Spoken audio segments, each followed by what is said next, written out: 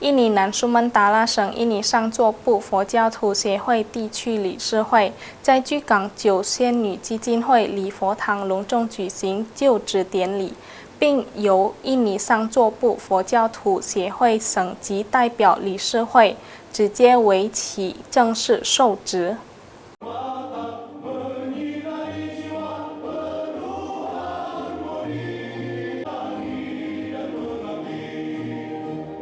印度尼西亚上座部佛教徒协会地区理事会或者印尼南苏门答腊省上座部佛教徒协会地区理事会，亦于2025年11月8日正式成立。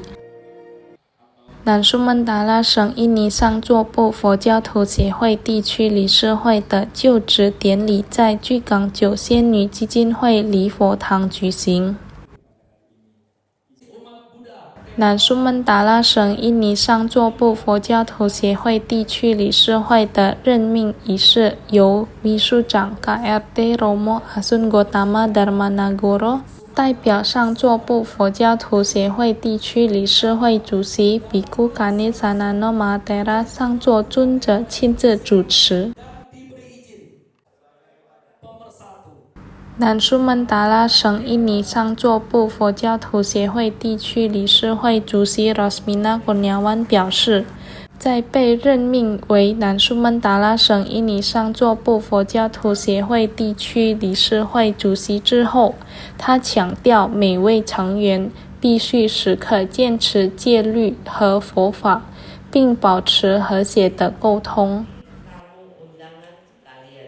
Sebagai ketua, saya ingin menyampaikan beberapa pesan. 1. Peganglah dengan sila dan dharma. 2. Lawatlah komunikasi harmonis. 3. Teruslah belajar melatih diri. 4. Sosiallah dengan hati yang tulus.与此同时，南苏门答腊省瓦鲁比主席吉哈伦表示，作为佛教徒的代表组织，瓦鲁比始终强调行善、互相尊重、品德端正以及尊重多样性，以便在社会中创造和谐。